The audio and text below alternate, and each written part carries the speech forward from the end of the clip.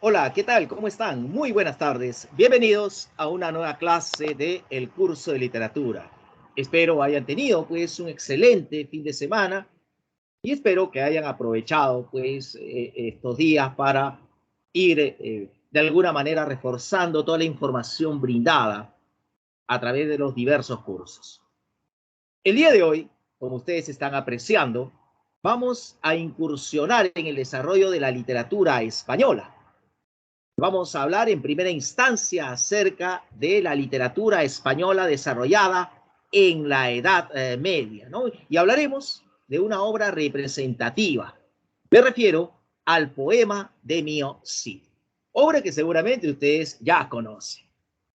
Luego de hablar acerca de esta literatura española medieval, vamos a hablar acerca del llamado Siglo de Oro. ¿Qué es el Siglo de Oro? Una etapa espléndida para las letras en España. El Siglo de Oro consta de dos momentos: el Renacimiento, que se desarrolló en el siglo XVI, y el Barroco, que se manifestó en el siglo XVII. Y sobre el Renacimiento vamos a tener en consideración ciertas características y hablaremos de los tópicos renacentistas y de la novela picaresca. En cuanto a lo que respecta al barroco, vamos a tener en consideración pues, la definición del barroco, las características del barroco, el desarrollo del teatro del siglo de oro, y dentro de este ámbito del teatro aparece Pedro Calderón de la Barca, el autor de la obra La vida es sueño, una obra que me imagino ustedes ya conocen. Así que todo eso es lo que vamos a trabajar en la presente clase. Entonces, antes de ampliar el contenido de la misma, mis sinceros saludos y agradecimiento también por expresar sus saludos a través del chat, ¿no? Bienvenidos a la clase, tanto Ariana, Soraya, a ver, permítame leer aquí, por favor, a Julia, ajá, sí, Adriana, Stephanie, Martín, bienvenidos pues, y todos los demás, claro está, a esta clase. Hola Alexandra, ¿qué tal? Bienvenida. Ruth, ¿qué tal? Muy buenas tardes. Bien, entonces, como les venía diciendo, Maciel, ¿qué tal? Ajá. Ángel, bienvenido, pues. Buenas tardes para todos ustedes. Bien, les decía que voy a ampliar el contenido. Shaney, ¿qué tal? Les decía que iba a ampliar el contenido de la presente clase, ¿verdad? Y en cuanto a lo que significa la literatura española medieval, vamos a tener en consideración el contexto en el cual se manifiesta esta literatura para a partir de ello hablar acerca del poema de Mio Cid y las proezas guerreras de Ruy Díaz de Vivar. Brigitte, ¿qué tal? ¿Cómo estás? Bienvenida. Ahora, en cuanto al siglo de oro, pues lo ya manifestado. Hablaremos acerca de el Renacimiento, los tópicos renacentistas, la narrativa renacentista expresada a través de la novela picaresca y sus principales características. Chiara, ¿qué tal? ¿Cómo estás? Bienvenida, Fernanda. En cuanto al barroco, sus características, vamos a hablar acerca de el teatro del siglo de oro, que nos ofrece características y tendencias. Ojo, vamos a profundizar en ello. Y bueno, a partir de ello, Pedro Calderón de la Barca aparece como exponente del teatro barroco de tendencia cortesana, quien nos ha ofrecido La vida es sueño, una historia centrada en el príncipe Segismundo, príncipe de Polonia. Bueno, claro, vamos a ampliar todo esto. Así que de una vez ya incursionemos en el abordaje de la literatura española. En cuanto a esta literatura española, miren, este es el panorama de lo que vamos a trabajar el día de hoy. La literatura española de la Edad Media, periodo histórico que abarca desde el siglo V hasta el siglo XV después de Cristo, y luego el siglo de oro, que nos ofrece dos momentos sucesivos, Renacimiento y Barroco. El primero desarrollado en el siglo XVI, el segundo en el siglo XVII. La obra representativa de la España medieval es el poema de Mio Cid, mientras que en el Renacimiento podríamos mencionar el desarrollo de la poesía de Garcilaso de la Vega o de la poesía de Fray Luis de León o el desarrollo de la novela picaresca. Y en cuanto al barroco, aquí aparecen importantes exponentes, como es el caso de Pedro Calderón de la Barca, el caso de Cervantes, como lo veremos más adelante, o de Luis de Góngora y Argote, o de Francisco Quevedo y Villegas. En fin, entonces vamos a ampliar esto. Literatura española medieval. Poema de Mio Cid. Cuando hablamos de literatura española medieval, debemos aquí considerar todas aquellas producciones literarias desarrolladas durante la Edad Media. Tengamos en consideración entonces que la Edad Media fue el periodo histórico que se desarrolló desde el siglo V y que abarcará hasta el siglo XV después de Cristo. Evidentemente hay diversas manifestaciones literarias, entre ellas, por ejemplo, podríamos hablar de las jarchas mozárabes, podríamos hablar de las glosas silenses y emilianenses, por ahí aparecen las coplas de Jorge Manrique, pero nuestra atención se centrará en el poema de Mío Cid. Ahora bien, ¿cuál fue el contexto histórico-social en el cual se desarrolló esta literatura española medieval? Entonces tendríamos que remitirnos a que el periodo denominado Edad Media se inició el siglo V con un hecho histórico, la caída del Imperio Romano de Occidente a consecuencia de las constantes invasiones bárbaras. Entonces, cuando cae Roma, muchos de sus territorios serán ocupados por pueblos germánicos. Es el caso de la península ibérica. La península ibérica era denominada Hispania y era una provincia romana, la cual fue habitada a partir de ese siglo V por visigodos. Y estos visigodos, me refiero a un pueblo germánico, que se establecieron allí, con el paso del tiempo profesaron la cristiandad. Y entonces fueron los visigodos los que atestiguaron cómo en el siglo VIII después de Cristo arribaron al territorio español los musulmanes. Evidentemente habrá una reacción por parte de esos visigodos cristianos ante los invasores, pero ocurre que la cultura islámica ejerció una fuerte influencia en los visigodos porque eran culturalmente superiores, incluso también militarmente hablando, también eran superiores. Se dará entonces una suerte de coexistencia entre los visigodos y los musulmanes, pero esta coexistencia no es ajena a determinadas peleas, conflictos, diferencias, rencillas. Entonces, vamos a apreciar cómo la situación se va a agudizar allá por el siglo XI después de Cristo. En esa época, miren, vamos a ver cómo el territorio español estaba dividido prácticamente en dos zonas. En la zona norte empezaron a consolidarse reinos cristianos, mientras que en la zona sur se encontraba el califato del Al-Ándalus, es decir, se ubicaban los reinos moros o musulmanes.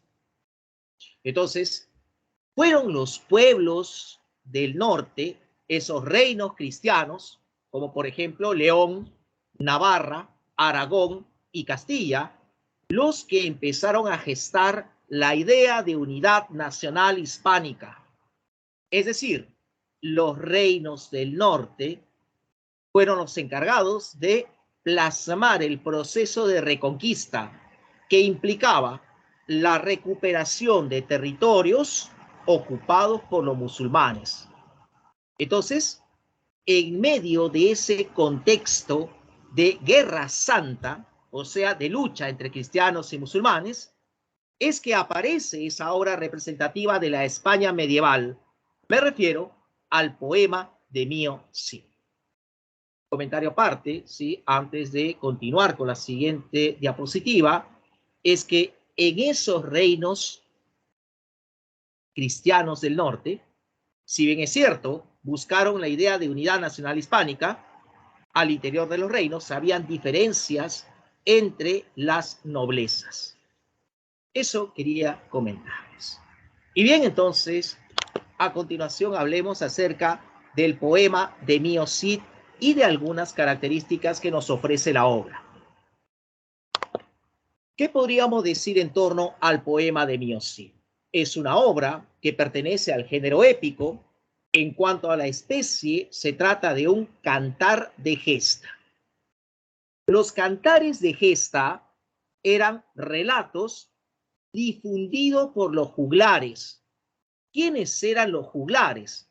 Los juglares eran poetas errantes, poetas que iban de un lugar a otro, los cuales eran considerados como populares, o sea, eran poetas del pueblo, quienes se encargaban de difundir las grandes hazañas bélicas de importantes héroes.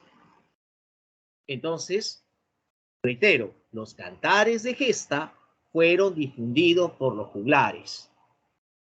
En el caso del poema de Mio Cid, la obra adquiere trascendencia por su valor histórico, ya que nos presenta ese contexto bélico del siglo XI después de Cristo, ¿no? La lucha constante entre cristianos y musulmanes.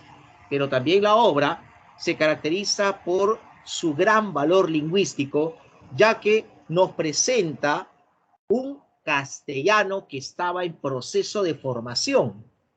Y en cuanto al valor literario que comporta la obra, aquí nosotros debemos considerar los diversos recursos empleados por el autor, que es considerado como anónimo a través de la obra. Ahora, en cuanto a la autoría, justamente no sabemos quién creó el poema de Mio Cid. La obra será considerada como anónima. Ahora bien, debemos resaltar la labor desarrollada por el estudioso más importante del poema de Mio Cid, el español Ramón Menéndez Pidal. Este estudioso sostiene la hipótesis de que el poema de Mio Cid habría sido compuesto en forma oral por dos juglares. Uno de esos juglares provendría de la localidad de San Esteban de Gormaz, y este primer juglar habría compuesto la obra en el año 1110 después de Cristo. El otro juglar provendría de la localidad de Medinaceli. Este segundo juglar habría conocido la primera versión y habría reformulado esta, incorporándole elementos fantásticos. Su labor dataría del año 1140 después de Cristo. Entonces, estos juglares provendrían de localidades cercanas a Castilla, ¿no? Es la hipótesis que sostiene Ramón Menéndez Pidal. Como bien hemos afirmado, la obra inicialmente se difundió a través de la oralidad, pero llegó un momento en el cual pasó al soporte de la escritura. Y esto se dio gracias a la labor del monje medieval Per Abad. Per Abad fue el copista del manuscrito más antiguo, el cual dataría del año 1307. Ahora, en cuanto al estilo que se aprecia en el poema de Mio Cid, es netamente realista, lo cual es propio de la épica española.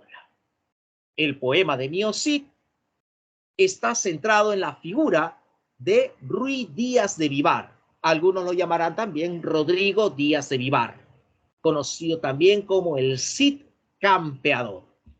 Ahora, esta denominación que se le otorga a la protagonista, Cid Campeador, proviene de términos extranjeros.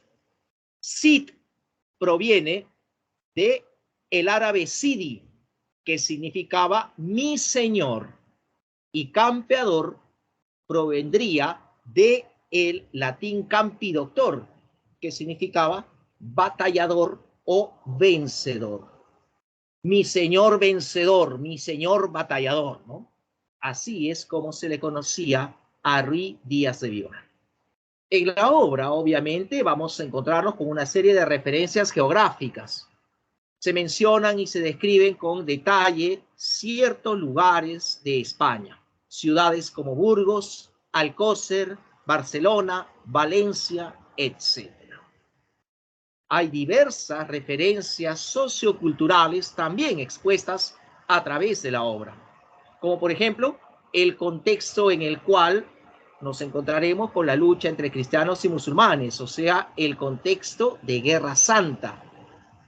La presencia de personajes de diversos estratos sociales, Las diferencias entre dos tipos de nobleza, la nobleza de sangre o la nobleza de abolengo y la nobleza conocida como advenediza. Entonces, son muchas referencias socioculturales presentes en el poema de Miosi. Bueno, pero prestemos atención a continuación ahora a ciertos aspectos de orden formal. Los aspectos formales tienen que ver con la estructuración y composición de la obra. Por ejemplo, podríamos afirmar que el poema de Miosit, estructuralmente hablando, está constituido por tres partes, tres cantares, los cuales serán conocidos con determinadas denominaciones. El cantar primero será conocido como el destierro del Cid. El cantar segundo, las bodas de las hijas del Cid. El cantar tercero, la afrenta de Cortes.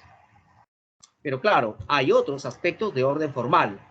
Por ejemplo, en el poema de Miosit se hace perceptible una métrica irregular. O sea, la extensión de los versos es variada. Los versos oscilan entre 10 o 20 sílabas métricas, abundando aquellos versos de 14 y también los de 16 sílabas métricas. En cuanto a la rima es considerada como imperfecta o asonante. O sea, la rima, miren ustedes, consonante o perfecta, es muy diferente a la rima imperfecta. Veamos lo siguiente para que ustedes puedan entender. La rima consonante o perfecta plantea una coincidencia sonora a nivel vocálico y consonante, mientras que la rima imperfecta solamente a nivel vocálico. La rima es la coincidencia sonora al final de los versos. Por ejemplo, para que ustedes me entiendan, si yo dijera la palabra, cartera, y luego dijera al final de otro verso la palabra billetera, ¿habría rima allí? Cartera, billetera. ¿Qué opinan Sí, ustedes? Sí, ¿Habría rima? Sí, sí, profesor. Sí, Ajá, perfecto, muy bien. Coincidencia sonora, ¿verdad? Al final. ¿Y qué tipo de rima sería? ¿Perfecta o imperfecta? perfecta. Perfecta, ¿verdad? ¿Por qué? Porque hay vocales y consonantes que se repiten, ¿no? Cartera, ¿no? Era, ¿no? O tera, ¿no? Billetera, tera, también, ¿no? La T, la E, la R, la A, ¿no? Coincidencia sonora. A nivel vocálico, a nivel consonántico. Rima perfecta. Pero si yo dijera, por ejemplo, y utilizando las mismas vocales, carpeta y mesa, ¿hay rima allí? Carpeta, mesa. No, pues déjame decirte de que sí hay No, rima. Sí hay. Claro, pero la coincidencia sonora solamente se aprecia a nivel vocálico. Carpeta, eta, mesa, esa. La E y la E coinciden. La A y la A coinciden. No la T, no la M, ¿verdad? Ahí no hay coincidencia. Solamente hay coincidencia a nivel vocálico. A eso llamaremos rima imperfecta. Y eso es lo que prevalece en el poema de Miosit. Miren ustedes hacia el final de los versos, aquí en el ejemplo, en la diapositiva que están visualizando. Lorando, catando, cañados, mantos, mudados, cuidados, mesurado, alto, malos. Entonces se aprecia una rima imperfecta porque solamente hay coincidencia sonora a nivel vocálico, la A y la O. ¿Lo están viendo? ¿Lo están apreciando? Sí, profesor. Correcto. Ahora, en este mismo fragmento hay una sola coincidencia sonora que prevalece, o sea, una sola rima. ¿O ven ustedes otras rimas? No. No se ve mal. Prevalece solamente la coincidencia sonora a O, ¿verdad? En los versos. Entonces es una sola rima, sola rima. Esto es una serie monorrima. Las series monorrimas son las que encontraremos en el poema de Mio Cid. ¿Se entiende? Sí, profesor. Sí, profesor. Perfecto, muy bien. Entonces, eso es lo que vamos a poder apreciar en esta obra. Obra que me imagino ustedes conocen, ¿verdad? Asumo que ustedes han tenido la oportunidad de haber leído la obra en algún momento, y si no es así, por lo menos conocen la historia, ¿verdad? ¿Cómo se Sí, llama el profesor. protagonista? ¿Cómo se llama el protagonista del poema de Mio Cid? Lo mencionamos hace un momento.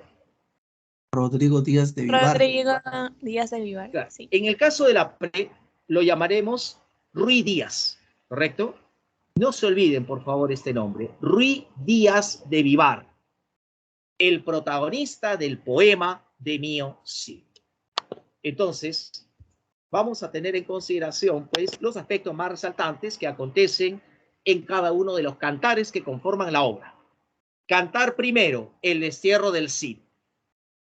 Ruy Díaz de Vivar es un importante vasallo al servicio del rey Alfonso VI, rey de Castilla. El Cid causa, pues, en algunos admiración, pero en otros causa recelo y envidia. El Cid, entonces, como es un hombre de confianza del rey, es encargado de ir a cobrar las parias reales a otros vasallos que le sirven a Alfonso VI. Las parias reales son una especie de impuesto. Pero como el Cid es causa de envidia en algunos, allí aparece un cortesano castellano llamado Garci Ordóñez. Garci Ordóñez, junto a Fortún Sánchez, indispondrán al Cid ante el rey. Y Garci Ordóñez acusará al campeador de haberse apoderado de las parias reales. Ante esta versión, el rey Alfonso VI determinará un castigo para el Cid, y ese castigo es el destierro. Es decir, el Cid tendrá que abandonar territorio castellano. Entonces, el Cid sufre de ese castigo. Es un castigo totalmente injusto para él, pero no reclama. Él simplemente acata la orden del rey, a pesar de que siente que su honra es mancillada. Entonces, durante esos 9 días, el Cid procurará en primera instancia entrevistarse con sus leales tropas, y entre sus tropas aparecen hombres leales, como por ejemplo Álvar Fáñez Minaya, Martín Antolínez, Muño Gustios y Pedro Bermúdez. Y a ellos les dice que no tienen la obligación de acompañarlo en el destierro, pero había mencionado que sus hombres son leales y van a demostrar esa lealtad, puesto que deciden acompañar al Cid en el destierro. Así pues, el Cid también se ha de preocupar por su familia. El Cid tenía a su mujer se llamaba Jimena, y el Cid con Jimena tenía 2 hijas, llamadas Elvira y Sol. ¿Qué hace el Cid? El Cid lleva a su mujer y a sus hijas hasta el monasterio de San Pedro de Cardeña, para que allí entonces ellas logren refugiarse mientras el Cid está ausente. Entonces, antes de que se venza el plazo de los 9 días, uno de los hombres del Cid, llamado Martín Antolínez, se las va a ingeniar para obtener dinero. ¿Qué hace Martín Antolínez? Se entrevista con 2 judíos llamados Raquel y Vidas, y les ofrece entregar 2 arcas llenas de tesoros en concesión. O sea, les entrega esas arcas a cambio del préstamo de cierta cantidad de dinero.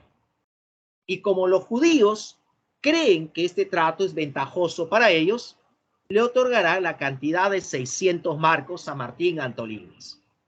Pero en realidad lo que había ocurrido era pues que este hombre del Cid había embaucado a estos judíos. Las arcas no contenían tesoros, simplemente arena. Y con esa cantidad de dinero, el Cid realizará pues una importante campaña militar tras salir de territorio castellano. La última ciudad que recorrerá el Cid antes de salir de Castilla será Burgos. Y el rey Alfonso había dado la orden a la población de que ninguno debería apoyar al Cid. Y todos entonces despedirán al campeador desde sus puertas, desde sus ventanas, pero sin darle nada de ayuda. Y el Cid obviamente comprende esta situación. Finalmente, el campeador sale de Castilla y al salir de este territorio castellano, empieza a luchar contra los moros, ocupando sus feudos, ocupando sus castillos y fortalezas, obteniendo así de esa manera grandes cantidades de riqueza, las cuales las repartía entre él y sus hombres, pero del obtenido destinaba un porcentaje al rey Alfonso VI. Entonces, esto lo hacía el Cid a manera de sumisión, es decir, a pesar de que el rey lo ha castigado, él, el Cid, quiere seguir demostrando su lealtad al rey. Y entonces, así apreciaremos las grandes hazañas realizadas por el campeador, el cual tras salir de Castilla ocupará lugares como Castejón, Alcócer y llega incluso hasta Barcelona. En Barcelona, el Cid se enfrenta al conde Ramón Berenguer, conde de la ciudad, y logra derrotarlo. Y tras su derrota, el Cid entonces obtendrá riquezas, tesoros e incluso una famosa espada llamada Colada. Entonces, estos son los acontecimientos más importantes que se apreciarán en este Cantar primero. Veamos entonces qué ocurre en el Cantar segundo, llamado Las bodas de las hijas del Cid. En el Cantar segundo, el Cid aparece con el deseo de querer conquistar la ciudad más rica y poderosa de España. Se trataba de la ciudad de Valencia, la cual estaba en manos de los musulmanes. Y tras asediar esa ciudad por algún tiempo, finalmente logra conquistarla. Y hay más riquezas para el Cid, quien ocupará la corte de Valencia. Entonces, como ya les había mencionado, la repartición entre él y sus hombres, hay un porcentaje que se destinará al rey Alfonso. Álvar Fáñez Minaya llevará todos esos presentes hasta Castilla. En Castilla, entonces, el rey recibe estos regalos y al mismo tiempo escucha a Álvar Fáñez Minaya, quien le pide que reconsidere el castigo impartido al Cid. El rey no perdonará al Cid en ese momento, pero lo que sí permitirá es el reencuentro familiar. La mujer y las hijas del Cid se trasladarán hasta Valencia. Entonces, en la corte de Castilla, algunos de esos cortesanos, al ver la gran cantidad de regalos que han llegado a la ciudad, empiezan a despertar su ambición. Y es el caso de Fernán y Diego González, más conocidos como los Infantes de Carrión, quienes, motivados por la codicia, le expresan al rey Alfonso su deseo de querer contraer nupcias con las hijas del Cid. Y mientras esto acontece en Castilla, en Valencia, el Cid recibe la noticia de que el rey Yusuf, rey de Marruecos, pretende recuperar la ciudad de Valencia para el interés de los musulmanes. Y ante esta noticia, el Cid asumirá que debe afrontar una gran lucha, ¿no? El Cid toma con alegría, pues, el pronto arribo de las tropas del rey Yusuf, porque él asume que ha nacido para batallar. Las tropas del rey Yusuf se apostan en las afueras de la ciudad y tras encomendarse al Creador, el Cid y sus hombres salen al campo de batalla. Es una lucha encarnizada, una lucha sangrienta, pero finalmente el triunfo recaerá en el Cid. Entonces, más riquezas, más tesoros, armas, caballos, etc. Y tras la repartición, gran porcentaje será destinado para el rey Alfonso VI. El rey Alfonso VI en Castilla ve llegar pues grandes cantidades de presentes y se emociona tanto que ahora sí decide perdonar al Cid. Entonces, para esto se acuerda un encuentro entre él y el campeador, y ese encuentro se realizará a orillas del río Tajo. Allí se produce esa tan ansiada reconciliación.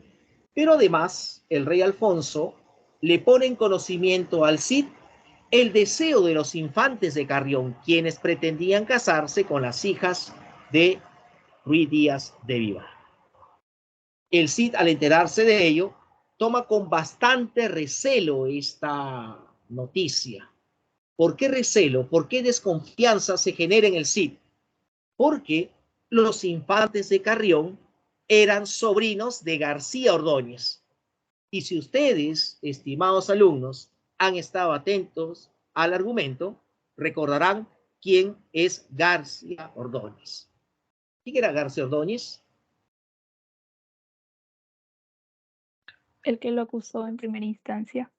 Exactamente, el que lo acusó de haberse apoderado de las parias reales, ¿no? Entonces sí, pues el Cid tiene recelo, pero como es petición del rey, finalmente el Cid aceptará y por lo tanto se producirán las bodas de las hijas del Cid. Elvira y Sol contraen nupcias con los infantes de Carrión.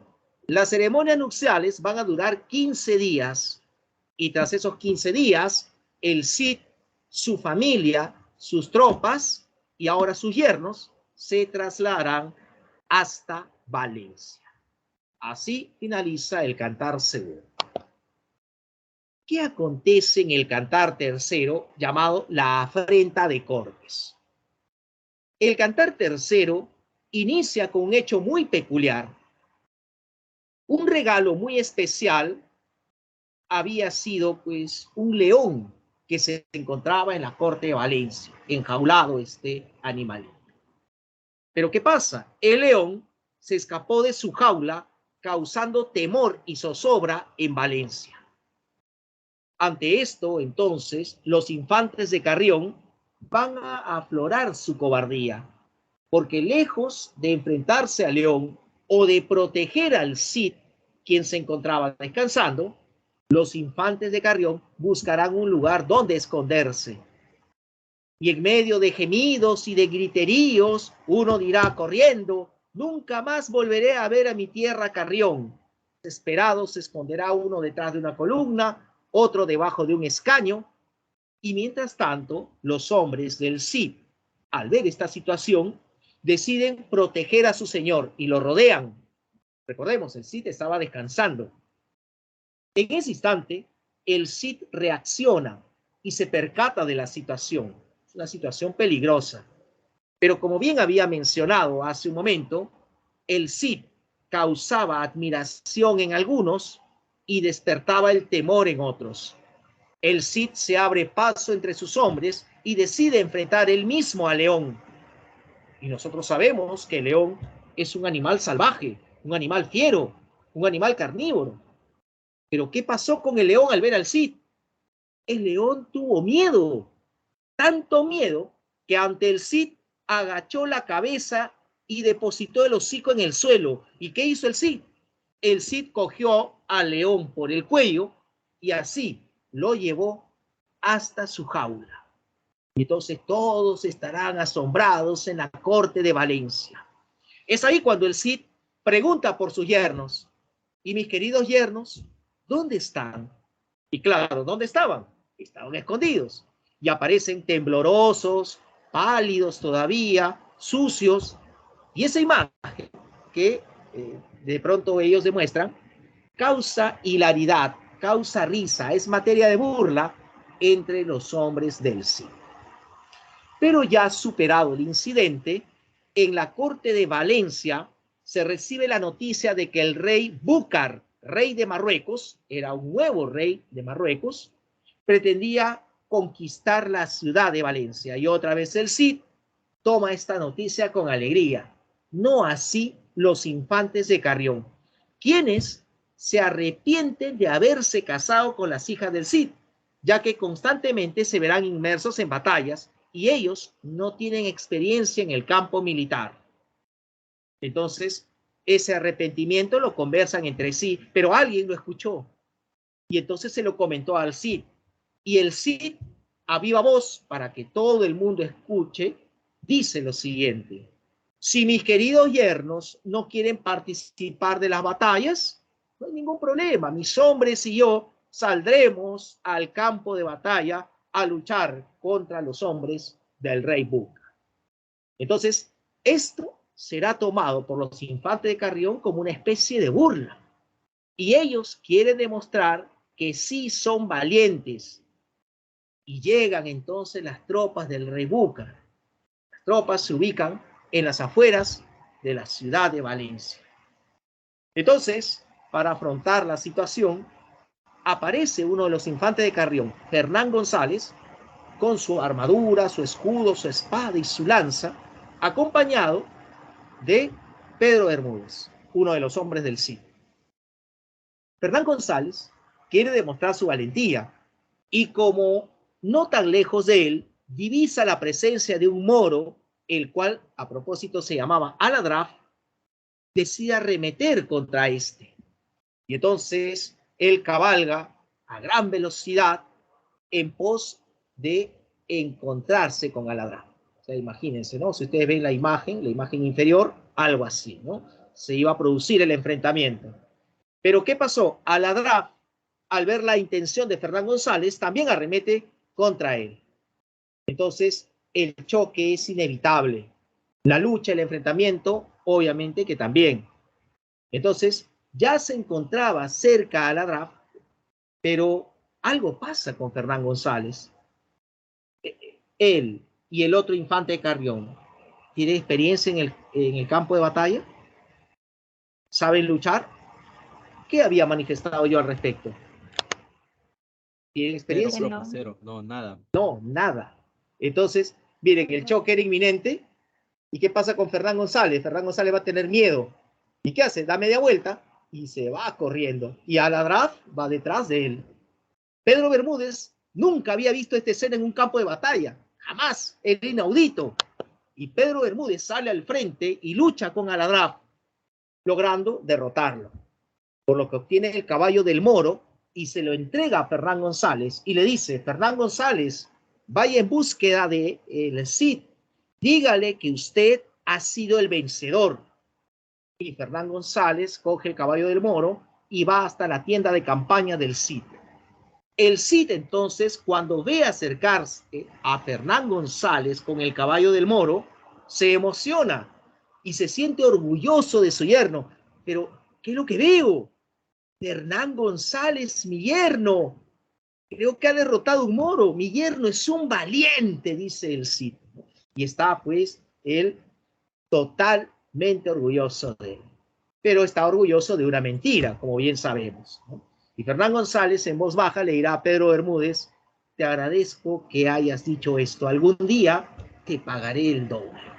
Entonces, esta situación anecdótica fue el preámbulo para esa gran batalla que sostendrán los hombres del Cid con las tropas del rey Búcar. Como en el caso anterior, la lucha es muy sangrienta y encarnizada, pero la victoria recaerá nuevamente en el Cid. Más caballos, más tesoros, más armas. Incluso vamos a ver cómo el Cid llega a obtener una segunda espada famosa cuyo nombre es Tizona. Y entonces, tras la victoria, los vencedores estarán reunidos. Obviamente entre ellos el Cid y los infantes de Carrión. Pero son estos últimos los que harán el uso de la palabra. Y ellos dirán: Nosotros que hemos batallado duramente, merecemos estas riquezas. Y al escuchar estas palabras, los hombres del Cid se mirarán entre sí. Nosotros que hemos batallado, dicen, pero sí han estado en la retaguardia. Y efectivamente, su participación en la batalla fue mínima, por no decir nula. Y entonces se burlan otra vez los hombres del Cid de los infantes de Carrión. Pero cuando pasa la alegría y ya están a solas los infantes de Carrión, ellos hablarán entre sí y dirán: nosotros con estas riquezas merecemos estar casados con las hijas de reyes o con las hijas de emperadores y no con las hijas de un simple infanzón. O sea, infanzón es la clase social a la que pertenece el Cid. Por lo tanto, vamos a ver cómo los infantes de Carrión planean vengarse del Cid por esas constantes humillaciones. Los infantes de Carrión aducen que tienen el deseo de retornar a su tierra natal, Carrión, llevando consigo a sus esposas. Y el Cid aceptará que sus esposas vayan con su marido, no sin antes otorgarle una serie de presentes. ¿Y qué hace el Cid? Ordena que se le dé a los infantes de Carrión la dote del matrimonio, muchísimos regalos y sobre todo las espadas obtenidas en batalla. Como el Cid quiere mucho a sus yernos, les regalará colada y tizona. Y así una gran caravana partirá desde Valencia en dirección hacia Carrión. Sin embargo, en el trayecto, en un robledal en la zona de Corpes, los infantes de Carrión van a actuar cobardemente como en otras ocasiones. Ellos ordenan que la caravana donde iban hacia adelante se han quedado relegados porque querían un momento de intimidad con sus mujeres, pero tras ese momento de amor expresado por los infantes de Carrión, ellos deciden azotar a sus respectivas mujeres y las dejan abandonadas y semidesnudas, propensas a cualquier peligro. El Cid, a través de un sobrino, se entera de lo que ha pasado con sus hijas y siente que su honra nuevamente ha sido mancillada. Siente lo mismo que sintió durante el destierro y por lo tanto, ante esa injusticia, acude a la única entidad capaz de impartir justicia. A petición entonces del Cid, el rey Alfonso, que es esa entidad, convoca una gran asamblea, la cual será conocida como la Corte de Toledo.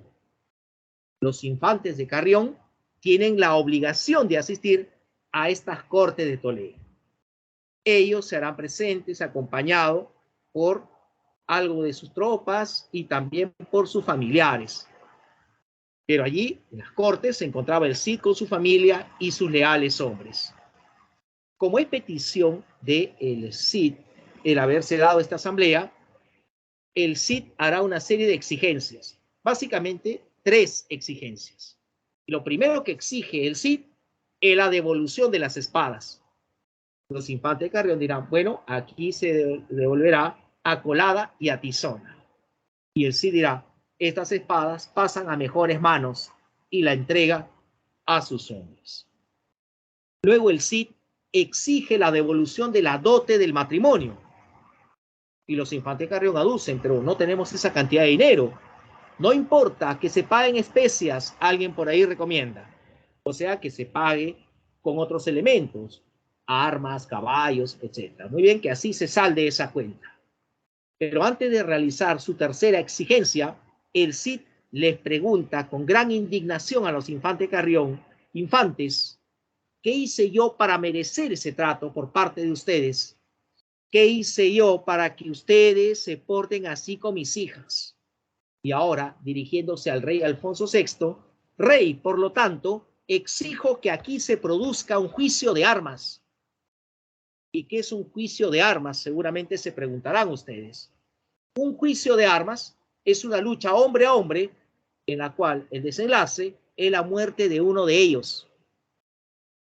Entonces, ante esa petición, Azur González, que es tío de los infantes de Carrión, protesta y dice: el Cid no puede pedir ello. Y le responden: te equivocas, el Cid está en su derecho.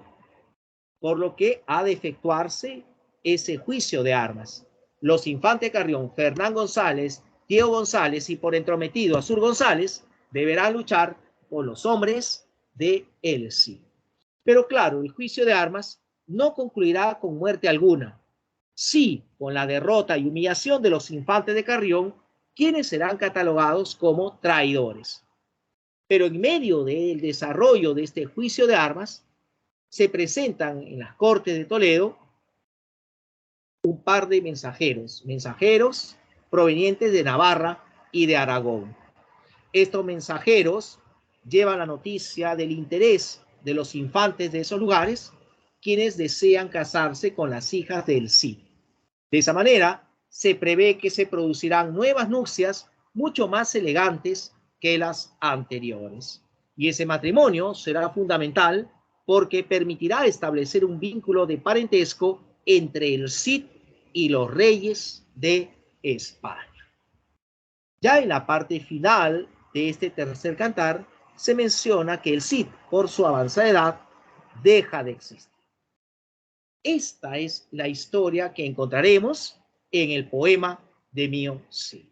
Detalles que en algunos casos he procurado ampliar.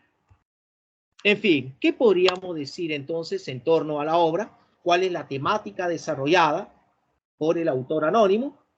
Bueno, el tema principal tiene que ver con lo que acontece con Ruiz Díaz de Vivar, el destierro que él experimenta, la pérdida de su honra y su posterior recuperación, ¿verdad? Entonces, tema principal, el destierro y la recuperación de la honra de Ruiz Díaz de Vivar, el Cid. Ahora, claro, en la obra también encontraremos el desarrollo de temas secundarios, como el ascenso social por méritos en la guerra. O sea, en la sociedad española del periodo medieval, habían ciertas clases sociales, pero no había barreras entre ellas. O sea, el escudero podía en algún momento convertirse en una clase social superior. O sea, el escudero podía convertirse en caballero y a su vez el caballero podía ascender a la clase social de los infanzones y los infanzones a la clase social de los ricos hombres, etc. O sea, se permitía el ascenso social, el cual se lograba gracias a las victorias militares. Otro de los temas importantes presentes en la obra es el enfrentamiento entre la nobleza linajuda y la nobleza advenediza. La nobleza de linaje, linajuda, de sangre o de abolengo, como ustedes quieran llamarla, es un tipo de nobleza que hace referencia a individuos los cuales forman parte de esa clase social dominante, poseen títulos nobiliarios y también un respaldo económico que se heredará de generación en generación. Ese tipo de nobleza es muy distinto a la nobleza advenediza. ¿A quienes llamaremos como integrantes de la nobleza advenediza? Aquellos quienes obtienen sus riquezas en base a triunfos militares. Al obtener riquezas, entonces, esto le permite comprar títulos nobiliarios. Entonces, en base a victorias militares, sus riquezas aumentan. Pregunto, Ruiz Díaz de Vivar, ¿a qué tipo de nobleza pertenecería? ¿A la nobleza linajuda o a la nobleza advenediza? Advenediza. Advenediza, correcto, porque él aumenta sus riquezas en función a sus triunfos militares. Correcto, muy bien.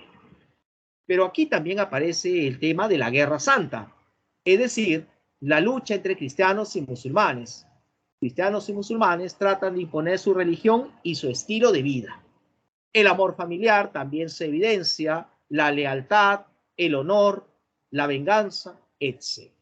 Entonces, estimados alumnos, estos son los temas desarrollados en el poema de Mío Cid. Bien, con esto cerramos esta primera parte dedicada a la literatura española medieval y rápidamente vamos a adentrarnos en el desarrollo del siglo de oro español. ¿A qué llamaremos siglo de oro? El siglo de oro es una etapa de gran auge, de gran esplendor, político, social, económico, pero sobre todo cultural. Creo que hay una consulta por ahí, ¿me parece? No, profesor, me equivoqué. Sí, vi una manito por ahí, ¿sí?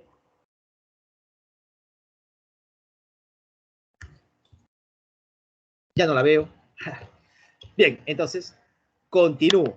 Les decía que el Siglo de Oro es una etapa de gran esplendor cultural que experimenta España. Está constituido por dos momentos sucesivos: el Renacimiento, que se desarrolla en el siglo XVI, y el Barroco, que se manifiesta en el siglo XVII. Entonces, podríamos hablar de poesía renacentista, podríamos hablar de narrativa renacentista. En el desarrollo del barroco, la narrativa también es importante, también el teatro, indudablemente. Son algunas de las expresiones más destacadas de estos dos momentos.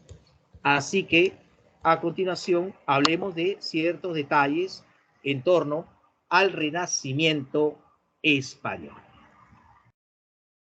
Como ustedes recordarán, y eso lo vimos en la clase pasada, el Renacimiento implica una ruptura drástica con respecto al periodo medieval. Pregunto, a manera de recordaris, ¿dónde surgieron las ideas renacentistas inicialmente? ¿En qué país? ¿En Italia? En Italia, correcto. Y desde Italia, esas ideas renacentistas se irradiarán al resto de Europa occidental. La influencia italiana se consolida en España gracias a la labor de Juana de Castilla, importante mujer del ámbito político español de la época. Ahora, como manifesté en su momento, el Renacimiento implica una ruptura radical con respecto al periodo medieval. En la Edad Media se había impuesto el teocentrismo, es decir, la idea de que Dios es el centro de atención para todo. Toda actividad desarrollada por el hombre, actividad cotidiana o actividad cultural, giraba en torno a Dios. Pero a partir del Renacimiento vamos a apreciar una idea distinta. El Renacimiento impulsará una corriente del pensamiento denominada humanismo. El humanismo entonces procura recuperar el conocimiento del pasado, emplearlo para afrontar los retos del presente. Muestra también su interés por los modelos clásicos, por los escritores de la antigüedad, por explorar las lenguas como el griego y el latín, y sobre todo impulsa la atención en el hombre, en el individuo. Es justamente el humanismo el que consolidará el concepto de antropocentrismo que reemplazará a ese teocentrismo medieval. Así, de esa manera, entonces, empiezan a manifestarse las ideas renacentistas en territorio español. Ideas que se consolidan gracias al poder económico y político que adquiere España durante el siglo XVI. Claro, todo esto tendrá como base una serie de acontecimientos que hacia 1492, o sea, fines del siglo XV, se han de manifestar. Reitero la fecha, 1492, una fecha muy importante. ¿Qué aconteció en ese año? El descubrimiento de América. Efectivamente, y es el descubrimiento de América el hecho que propició que el nuevo mundo sea colonizado, o sea, se da inicio a la expansión europea. Pero en el caso de España, que permitirá tener más colonias y más riquezas, habrán también otros acontecimientos que se darán en 1492, como la expulsión de los moros de territorio español. Además, se aprecia la unión nupcial entre Fernando de Aragón e Isabel de Castilla, los conocidos como reyes católicos. Y en ese mismo año se publicará la primera gramática de la lengua castellana, elaborada por el lingüista Antonio de Nebrija. Son diversos acontecimientos importantes, ¿no?, lo que permite el surgimiento de la idea de unidad territorial, idea de unidad política, idea de unidad cultural, la base para que el siglo XVI sea una etapa de gran auge propicia para las letras. Hay expresiones literarias del Renacimiento muy importantes, como la poesía, por ejemplo, expresada a través de la obra de Fray Luis de León o de Garcilaso de la Vega. Estos poetas van a recurrir a una serie de temas o tópicos. Entonces, veamos cuáles fueron los tópicos o temas más empleados y más importantes del Renacimiento. Es el caso, por ejemplo, del amor. El amor es un tema recurrente en estos escritores. El amor se ha de definir como un sentimiento que permite reflejar la belleza absoluta. Y el amor va a ser muy importante porque va a contribuir a la armonía del universo, pero ojo, siempre y cuando el amor sea correspondido. Entonces, para esto debemos de alguna manera recurrir a experiencias de orden personal, ¿no? Seguramente ustedes en algún momento han sentido atracción por alguien, ha despertado ese sentimiento, el sentimiento del amor por otra persona, ¿verdad? ¿Y qué pasa? ¿Qué ocurre cuando esa otra persona corresponde al sentimiento de ustedes? ¿Cómo se sienten ustedes? ¿Cómo se sentirían al menos? Aquellos que no han tenido esa experiencia, bueno, imagínenlo. ¿Cómo se sentirían? ¿Mm? ¡Ah, caramba! Mal, profe. Mal. O sea, si te hacen caso, te sientes mal. Miren, yo creo que es todo lo contrario, ¿eh? O sea, si uno es correspondido, uno se siente bien, uno creo que se siente feliz, uno está alegre, ¿sí? Entonces, creo que genera bienestar, da ganas de ser mejores, ¿no? Da ganas incluso de estudiar, de demostrar que es el mejor, da ganas hasta de bañarse todos los días, no sé, pero algo, le da un plus. Pero, reitero, siempre y cuando sean correspondidos. Pero, ¿qué pasa? Y ahí me voy al otro caso. Si ustedes se enamoran de otra persona y esa otra persona no les hace caso, no les mira, ni siquiera, pues, responden los WhatsApp, lo dejan en visto, etc. Entonces, ¿cómo se sentirían? Se sentirían mal, ¿verdad? Se sentirían pésimos, terribles, sin ganas de nada. El día más bonito, soleado, esplendoroso, es un día triste, nublado para ustedes, ¿no? Entonces, fíjense en el siguiente detalle. Ojo, amor correspondido, armonía. Amor no correspondido, caos en el mundo de la naturaleza. Tengan en cuenta él, por favor, ¿no? Como aquí lo expresan los versos de Garcilaso de la Vega en la Égloga 2. En este amor no entré por desvarío, ni lo traté como otros con engaños, ni fue por elección de mi albedrío. Hace referencia, ¿no? Otro de los tópicos importantes abordado por los escritores del Renacimiento es el destino. Y como bien sabemos, el destino, y eso lo hemos apreciado en la literatura de la antigüedad, se impone a la voluntad del hombre. Pero en el Renacimiento hay una concepción distinta del destino. El ser humano tiene la posibilidad de enfrentar al destino. No he dicho que triunfe, pero por lo menos puede enfrentar al destino. Y aquí también en estos versos aparece la idea de destino. Desde mis tiernos y primeros años, a aquella parte me inclinó mi estrella y a aquel fiero destino de mis daños. Mami, Hace referencia al destino. platanito. Muy bien, provecho con el almuerzo para algunos. Continúo, por favor. Procuren apagar el micrófono, sí. Despiertan el apetito. Sí. Continuemos. ¿Quién como ustedes? Sigamos con los tópicos renacentistas. Aquí aparece el carpe diem. Aprovecha el día. Entonces, el carpe diem es un tópico que exige el goce de la juventud y la belleza corporal. O sea, nuestro tiempo pasa, hay que aprovecharlo, hay que disfrutar cuando somos jóvenes, hay que disfrutar, miren, de nuestra belleza corporal. ¿Por qué? Porque el tiempo se encarga de destruir todo ello. Entonces, el tiempo pasa, no hay retroceso para ello, es inevitable el transcurrir del tiempo. Coged de vuestra alegre primavera el dulce fruto antes que el tiempo airado cubra de nieve la hermosa cumbre. ¿Sí? Coged de vuestra alegre primavera el dulce fruto. O sea, te está diciendo, goza de la juventud antes de que el tiempo airado cubra de nieve la hermosa cumbre.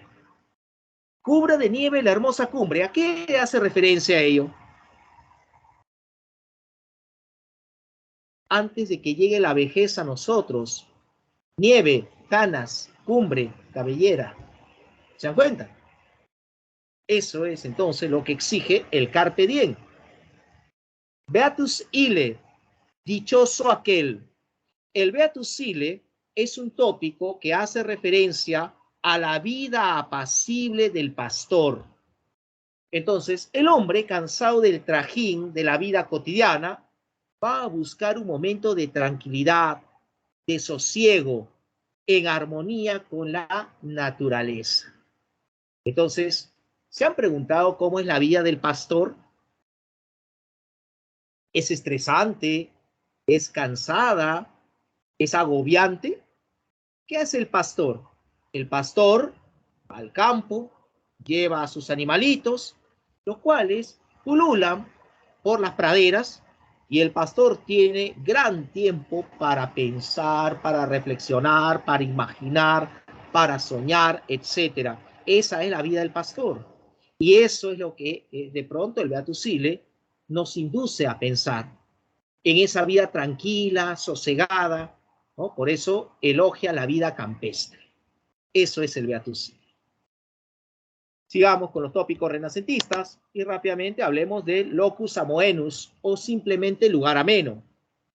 El lugar ameno hace referencia al paisaje, o sea, cuando se menciona en la poesía, de pronto las aguas cristalinas del río, la verde pradera, las flores de múltiples colores, el gran monte imponente o de pronto los rayos del sol cálidos. Entonces estamos hablando de un paisaje el cual ha de aparecer como armónico, bello y moderado. No hay referencia a lo feo. Lo feo se desecha. El paisaje aparece hermoso. Y ese paisaje está vinculado con la atmósfera bucólica, o sea, relacionado con el pastor, relacionado con de pronto la naturaleza, ¿no? Vamos a poder apreciar entonces todo ello dentro del lugar ameno. Ojo, no se vayan a confundir Beatus ille con locus amenus. El Beatus ille es la vida tranquila del pastor. El lugar ameno es el paisaje hermoso, bello, armónico y moderado. ¿Ya? Lo tengamos en cuenta ahí. Bien, entonces esos son los tópicos renacentistas, estimados alumnos. Ahora, con respecto a la narrativa renacentista, hay que mencionar entonces que durante el Renacimiento esta narrativa estuvo constituida por diversos tipos de novela. Las novelas de caballería, las novelas bizantinas, las novelas moriscas, las novelas pastoriles, pero sobre todo aparece un tipo peculiar de novela, la novela picaresca. ¿Cuáles son las características de la novela picaresca? Las siguientes. La novela picaresca ha de ser entendida como un documento sociológico que hace referencia al modo de vida de las clases media y popular en la España del siglo XVI. O sea, como documento sociológico, registra pues diversos aspectos de la sociedad española. Entonces, así vamos a entender a la novela picaresca. Este tipo de novela también se ha de caracterizar por el empleo del humor y la sátira como procedimientos literarios. O sea, hay situaciones graciosas, hay una intención burlesca constantemente presente en este tipo de novela. Pero al mismo tiempo es una novela que se caracteriza por su tendencia realista, Es decir, nos describe, nos presenta la realidad de la época. ¿Y cuál era esa realidad? La gran pobreza que embargaba a las clases populares. Miren cuán contradictorio es todo esto, porque la aristocracia se gozaba, pues, de grandes banquetes, de ciertos privilegios, etc. Entonces, la atención se centrará en todo este ámbito lleno de pobreza, diferencia, necesidades de aquellos quienes no pertenecían a la corte. ¿Qué más podríamos decir sobre las características de la novela picaresca? Bueno, debemos mencionar entonces que este tipo de novela se caracteriza por la carencia de unidad argumental sólida. La novela picaresca, al igual que muchos otros tipos de novela, en su estructura presenta capítulos, episodios o tratados. Pero ¿qué sucede con esas partes? Esas partes van a aparecer como relatos independientes entre sí.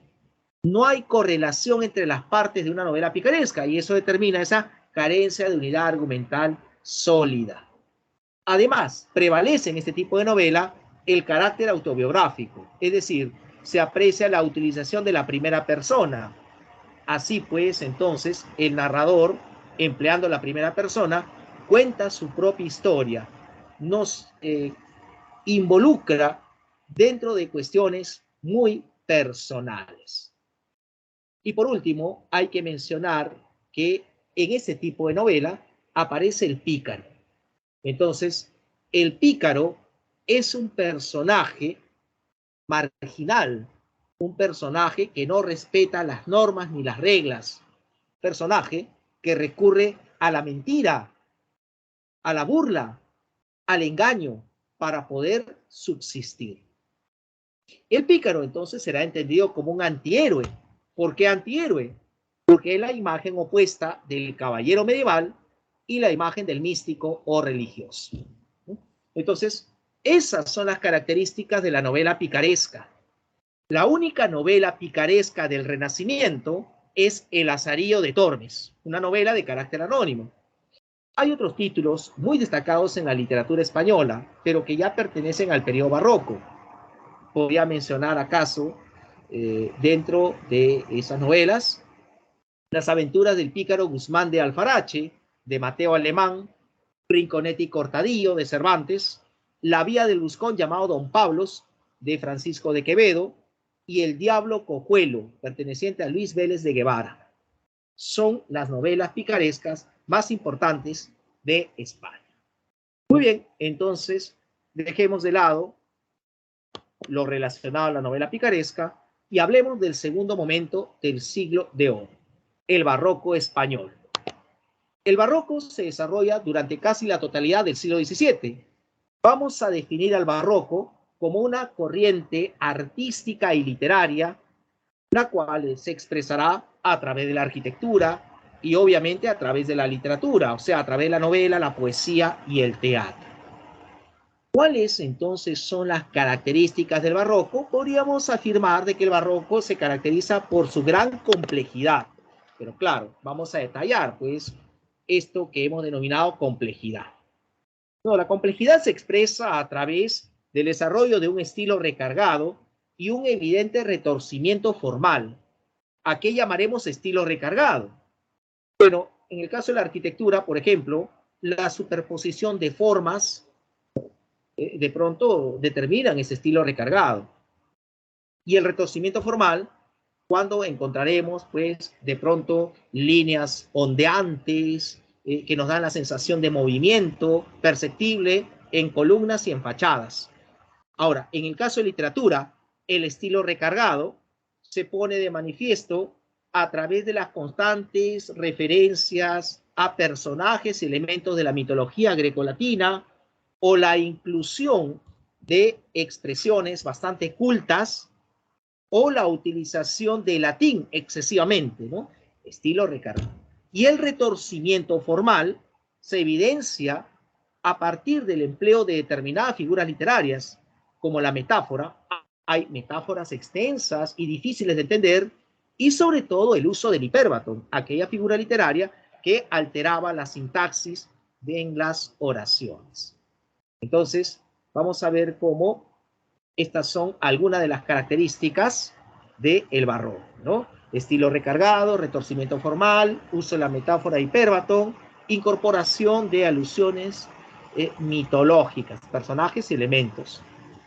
Pero esto será complementado con otros conceptos importantes que se desarrollan durante el barroco, como por ejemplo la idea de movimiento.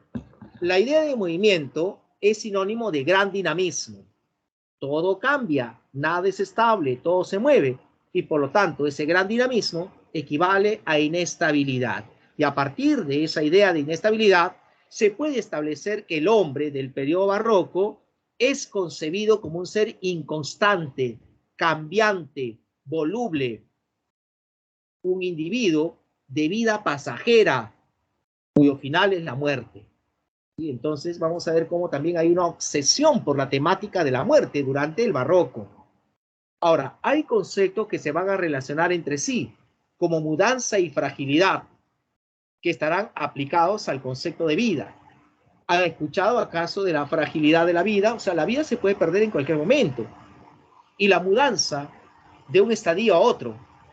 Cuando se acaba la vida, entonces veremos cómo se llega a la muerte, ¿no? Mudanza de un estadio primario a un estadio secundario.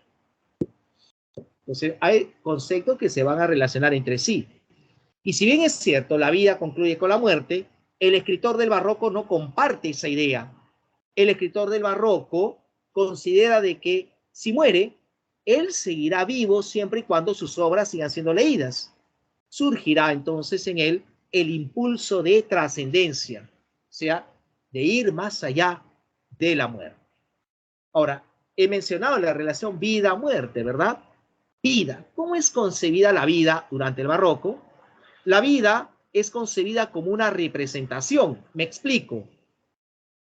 La vida es como si fuese una gran obra teatral en la cual nosotros, o sea, cada individuo, representa un rol, un papel determinado. Así será entendida la vida. Otro detalle presente en el barroco es la ambigüedad que se suscita entre conceptos como realidad y ficción. No se sabe qué es real y no se sabe qué es ficcional.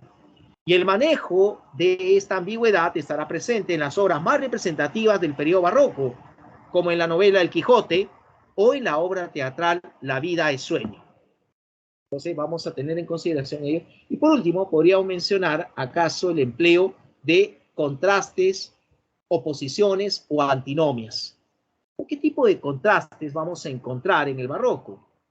Contrastes como vida-muerte, pobre-rico, realidad-ficción, locura-cordura, esclavitud-libertad, etc.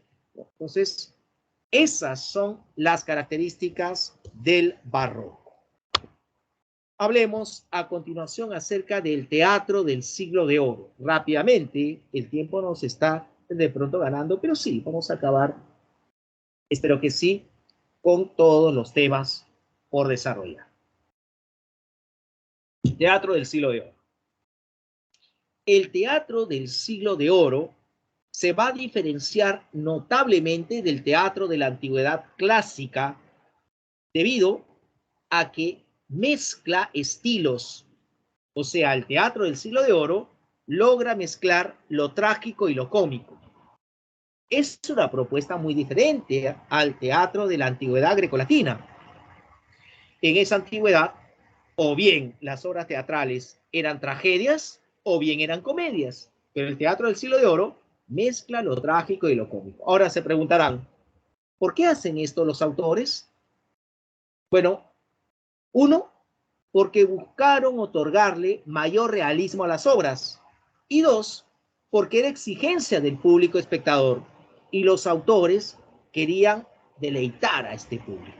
Y si hablamos del público, el público era considerado como socialmente heterogéneo, o sea, provenía de distintos estratos sociales. Y es así como ese público espectador se reunía en lugares especialmente acondicionados para la representación teatral. Y estos lugares recibieron la denominación de corrales de comedias. ¿Qué más podríamos decir del teatro del siglo de oro? Es un teatro que exclusivamente se escribe en verso. Los autores van a emplear diversas formas métricas. Priorizan el uso del octosílabo, el verso de 8 sílabas métricas. En cuanto a la temática, los temas son variados. Temas relacionados con la historia, que puede ser la historia de España o la historia extranjera, temas mitológicos, temas de tradición, temas religiosos, temas filosóficos, etc. Son variados, reitero, los temas. En lo que respecta a otro detalle del teatro del siglo de oro, es que los autores van a recurrir al suspenso. Hay situaciones incógnitas, misteriosas, que poco a poco se irán revelando en el desarrollo de la historia. Es otro detalle también presente en el teatro del siglo de oro. Importante también sería mencionar que la acción es más importante que los personajes. O sea, no interesa mucho la descripción de los personajes. Hay trazados, pinceladas en cuanto a la personalidad y en cuanto a características físicas de los personajes. Lo que interesa es su participación y su trascendencia en el desarrollo de la historia. Eso es lo importante. Y por último, en el teatro del siglo de oro y fundamentalmente en la comedia que nos ha otorgado Lope de Vega, vamos a encontrarnos con la presencia de personajes tipo, ¿no? En las obras de Lope de Vega hay 6 personajes tipo. Está el galán, la dama, el padre o la imagen del anciano, el poderoso, el gracioso y la criada. Entonces, de esos personajes tipo, destaca nítidamente la presencia del cómico o gracioso. Entonces, estas son las características del teatro del siglo de oro. ¿Quiénes fueron sus más destacados exponentes? Lope de Vega, Calderón de la Barca y Tirso de Molina. ¿Cuáles son las tendencias del teatro español del siglo de oro? Hay 2 tendencias que son totalmente opuestas: el teatro popular y el teatro cortesano. El teatro popular estará representado por Félix Lope de Vega y el teatro cortesano por Pedro Calderón de la Barca. ¿Por qué se caracteriza el teatro popular? En primer lugar, porque nos otorga la idea de nacionalismo, o sea, plantea una clara y evidente identificación con España, su historia, sus costumbres, etc. Riqueza inventiva. Si bien es cierto, Lope de Vega se respalda para la creación de sus obras literarias en referentes históricos, crea situaciones, inventa nombres de personajes y ahí radica su riqueza inventiva. Popularidad. El teatro que nos ofrece Lope se identifica con la clase popular, con el pueblo. El más claro ejemplo lo encontraremos en su obra más significativa, cuyo título es Fuente Ovejuna. En Fuente Ovejuna aparecerán personajes como Frondoso, Laurencia, Barrildo, Esteban, Mengo, entre otros. Personajes que son labradores, personajes del pueblo. Finalmente, el teatro popular se caracteriza porque desarrolla temas relacionados con la historia o la leyenda de España. Entonces, son las características del teatro popular. ¿Qué nos ofrece el teatro cortesano? En primer lugar, ¿por qué denominamos teatro cortesano a esta tendencia? Porque es un teatro que se identifica con la clase dominante, o sea, busca exaltar a los integrantes de la corte. Por eso es que en ese tipo de teatro los protagonistas son reyes, son príncipes, son duques, ¿no? Personajes de la corte, ¿sí? Por eso lo llamamos teatro cortesano. Este se caracteriza por ofrecernos un mayor lirismo, o sea, su lenguaje poético expresa con gran intensidad emociones y sentimientos. Perfección formal y técnica. Calderón en esta ocasión pues recurre a los elementos propicios para la creación de una obra teatral de la época. En este caso, pues, el incorporar el suspenso, el otorgarle roles a los personajes, el mezclar lo trágico y lo cómico, etc. Ahí se evidencia esa perfección formal y técnica. Tendencia a la idealización y la alegoría. El teatro cortesano es muy simbólico, nos ofrece imágenes, símbolos, etc. Entonces, debemos considerar ese detalle. Y además también destaca en el teatro cortesano el espíritu reflexivo y filosófico. Entonces, es un teatro que nos brinda una serie de conceptos que son susceptibles a ser analizados. Entonces, estas serán las características del teatro cortesano. Dicho esto, estimados alumnos, a continuación hablemos acerca de Pedro Calderón de la Barca. ¿Por qué es importante Pedro Calderón de la Barca? Porque a él se le va a considerar como el máximo representante del teatro barroco de tendencia cortesana. Calderón es el autor de muchas obras, un aproximado de 120 comedias se le atribuyen. Ojo al detalle, las obras teatrales durante el Siglo de Oro recibirán la denominación también de comedias. ¿Por qué comedias? No entendamos a la comedia como aquella pieza teatral de corte gracioso en donde hay un final feliz. No, comedia fue el término general que se le dio a las obras teatrales. Y es que había diferencias entre, obviamente, un drama, una comedia propiamente dicha y una tragedia. Y eso lo conocemos. Pero al mezclar estilos, al mezclar lo trágico y lo cómico, ya eso generaba dificultad para establecer la especie de una obra teatral. Por lo tanto, se recurrió al término genérico de comedia. Y bajo esa perspectiva, Calderón es autor de esas 120 comedias, entre las cuales destaca La vida es sueño y otros títulos, como El mayor monstruo los celos, El alcalde de Zalamea, El príncipe constante, El médico de su honra, etc. Centremos nuestra atención en una de esas comedias, ¿no? En La vida es sueño, que nos remite al año 1635. La obra data de esa época. Entonces veamos algunos detalles de La vida es sueño. Es una obra que pertenece al género dramático. En cuanto a la especie, es un drama filosófico escrito en verso, predomina el uso del octosílabo, hay presencia de la rima consonante o perfecta, y en cuanto a su estructura, encontraremos el desarrollo de 3 jornadas. La obra, entonces, es de carácter alegórico. Vamos a apreciar cómo el autor ha empleado un lenguaje culto y ha desarrollado un estilo solemne, porque la obra es propensa a la meditación filosófica. ¿Quién es el personaje principal en La vida es sueño? El personaje principal es Segismundo. La obra está ambientada en Polonia. Justamente Segismundo es el príncipe de Polonia. Pero hay situaciones que generan la infelicidad en el príncipe. Los personajes que aparecen en La vida es sueño son nobles cortesanos. Y hablaremos pues del rey Basilio, de Clotaldo, de Astolfo, etc.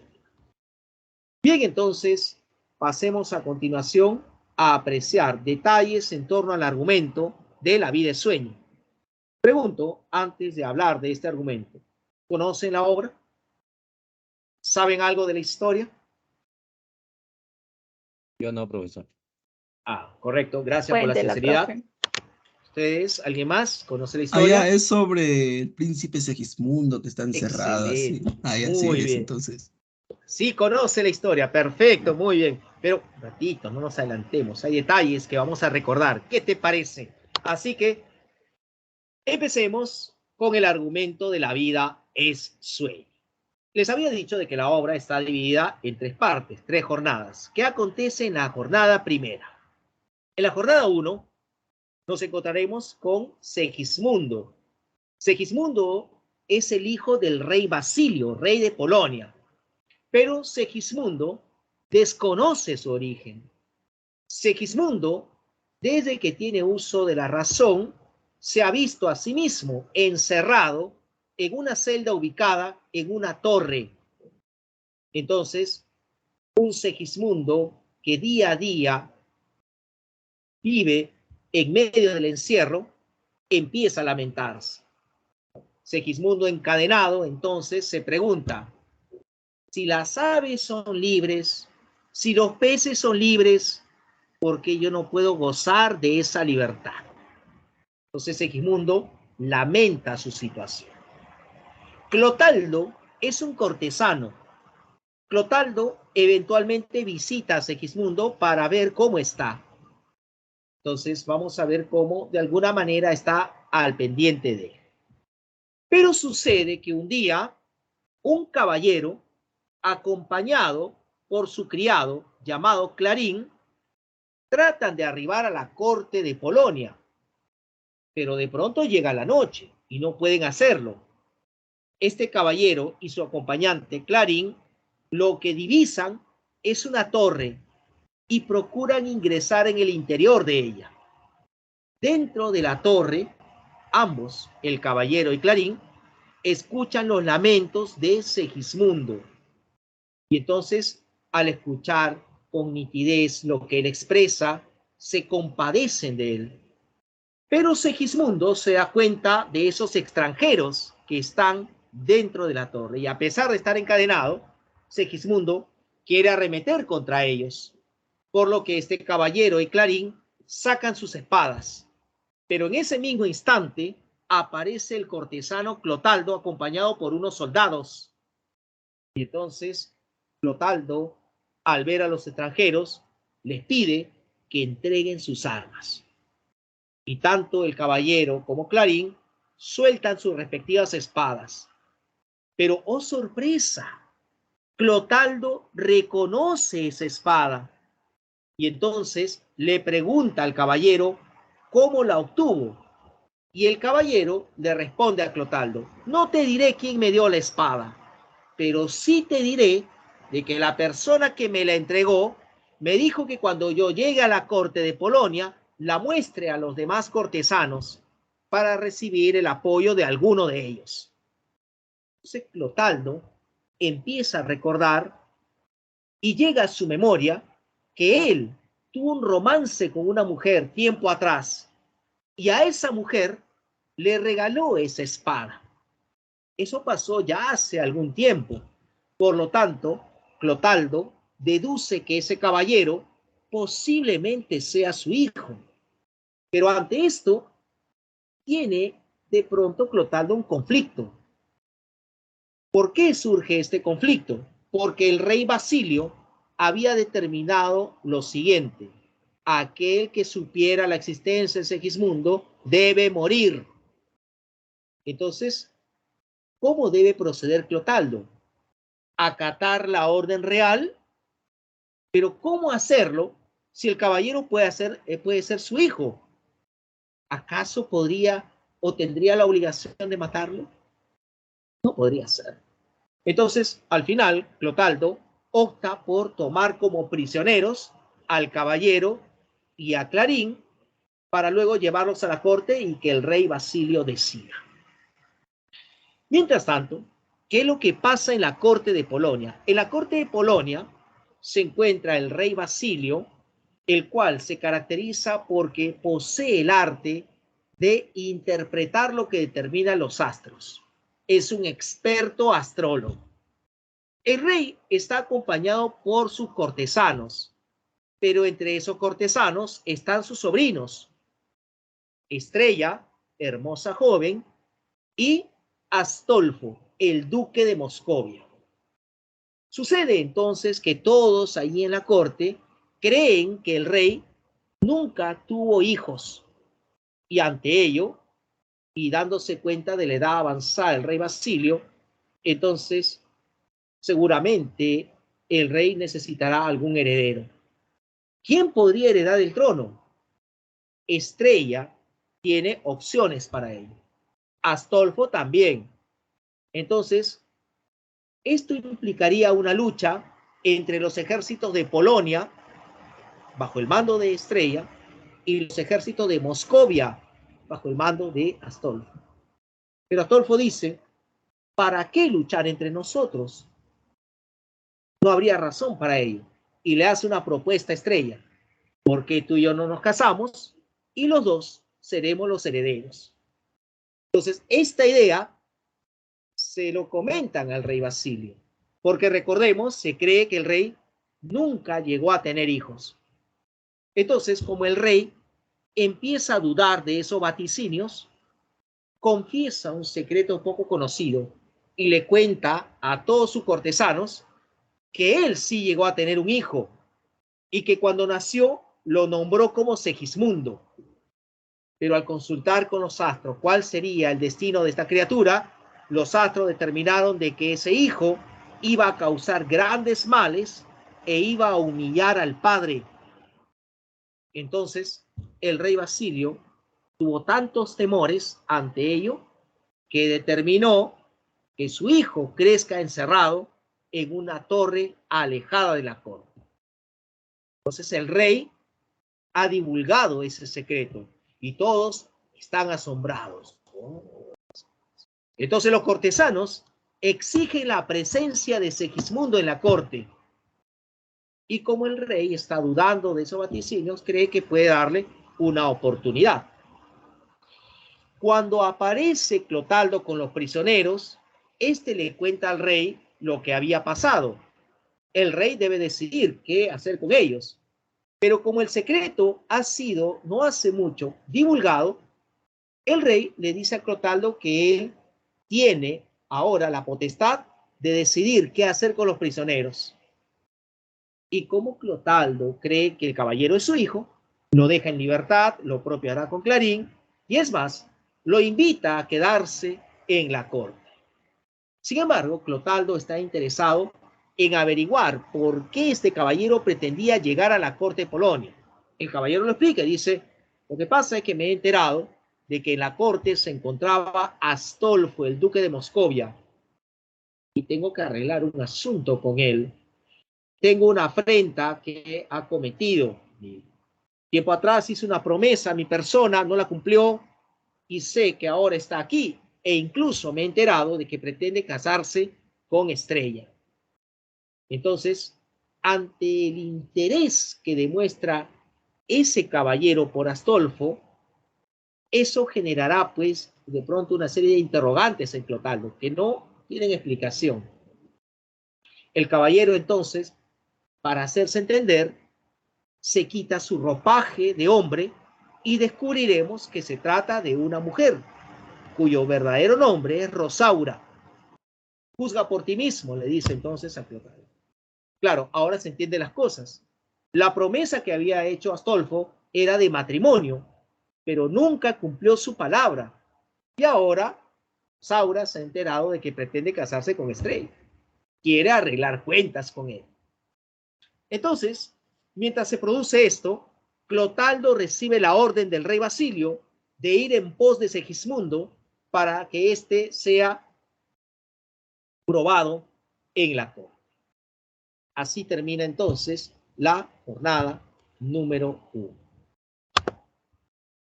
Entonces aquí ustedes están apreciando cómo Segismundo expresa sus impresiones por vivir encerrado. Sigamos. Jornada 2. Entonces, Clotaldo cumplió la orden, narcotizó a Segismundo y este será llevado a la corte. Entonces, los harapos que vestía Segismundo serán reemplazados por ropajes elegantes. Aún estaba inconsciente Segismundo cuando un desesperado Clarín le dice a Clotaldo, señor Clotaldo, tengo que contarle algo. Sucede que Rosaura se ha hecho pasar como dama de Estrella y se hace llamar Astrea para estar cerca a Astolfo. Yo no sé qué pueda pasar. Entonces, claro, Rosaura esperaba el momento propicio para reclamarle a Astolfo su comportamiento. Mientras tanto, Segismundo despierta en la corte y entonces cuando reacciona y ve que ya no tiene pronto cadenas, se ve con un ropaje elegante, no sabe si lo que está viviendo es verdad o es acaso un sueño. Y Segismundo dice, bueno, si es un sueño, lo viviré a plenitud. Frente a él se encontraba Clotaldo, pero Clotaldo ahora demuestra un comportamiento distinto. está asequible y está al servicio del propio Segismundo. Disponga lo que quiera, príncipe. Príncipe, ¿pero por qué me llamas príncipe? Y Clotaldo le explica. Ha de saber que tú eres hijo del rey Basilio, el rey de Polonia es tu padre, pero tiempo atrás cuando tú naciste, él creyó en lo que determinaban los astros y ciertos vaticinios y por eso consideró que lo mejor sería que crezcas encerrado en una torre. Le ha contado la verdad y entonces vamos a ver cómo Segismundo, al enterarse de ello, monta en cólera. ¿Por qué? Porque no se ha respetado su derecho a la libertad, su libre albedrío. Y eso hace de que él se moleste y empiece a hablar mal de su padre y lo insulte y lo cuestione y está totalmente enervado y ofuscado. Pero luego de expresar toda esa molestia, de pronto se queda callado. Y es que alguien ha llamado su atención. Se trataba de la hermosa Estrella. Y Segismundo trata de acercarse donde ella y le dice, hola, no te había visto, ¿qué tal? ¿Cómo estás? ¿Cómo te llamas? Y por ahí alguien dice, ella es Estrella.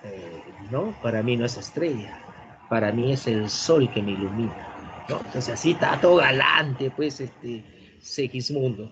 Pero le advierten por ahí, ¿qué pasa, príncipe? Ella es la prometida de Astolfo. Pero por ahí sigue discutiendo y tendrá Segismundo un altercado con un criado. Y entonces el criado se pone boca a boca con Segismundo, ¿no? Y Segismundo le dice, mira, ¿sabes qué? Déjame tranquilo, porque en verdad yo, te lo juro, lo hago, yo te levanto en vilo y te arrojo por la ventana. Y el criado, en vez de quedarse callado, le dice, ¿qué cosa? ¿A mí? ¿A los hombres? Quiero verlo.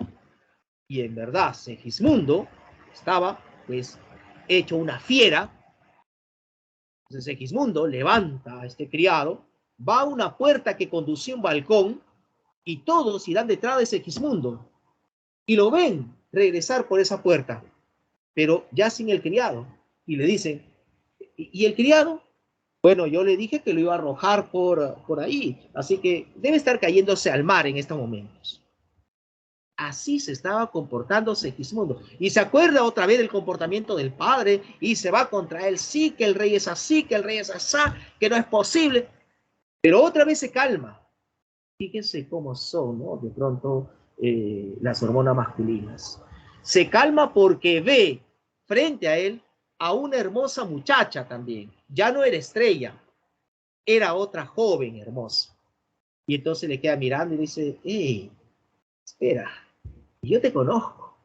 Ah, yo te he visto. Sí, yo te he visto en otro lugar. ¿Te acuerdas ese lugar oscuro? Ah, ahí te vi. O sea, en referencia al primer encuentro en la torre. Claro, estábamos apreciando, pues, que Segismundo se estaba dirigiendo a Rosaura. Pero como se acerca hacia ella con determinadas intenciones, allí aparece Clotaldo, que es interno.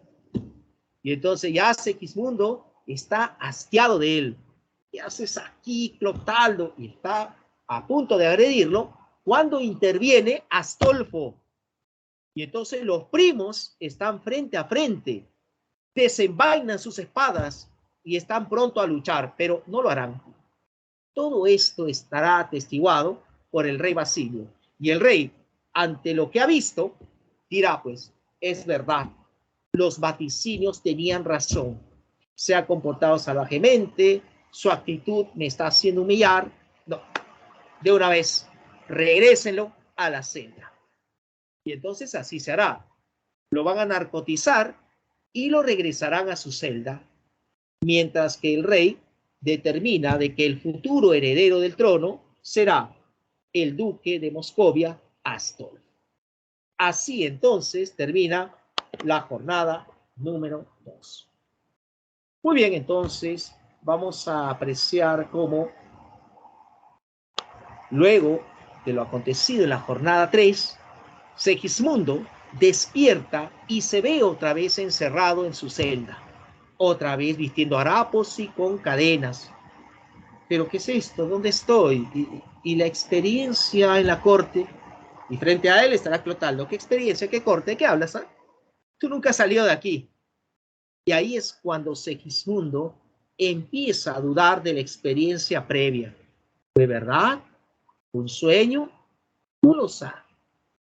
Pero en otra celda, en la misma torre, estará encerrado Clarín. Y Clarín pregunta, ¿y a mí por qué me han encerrado? Porque tú sabes los secretos de los cortesanos, no te hagas. Sabes el secreto de Clotaldo y además sabes el secreto de Rosaura.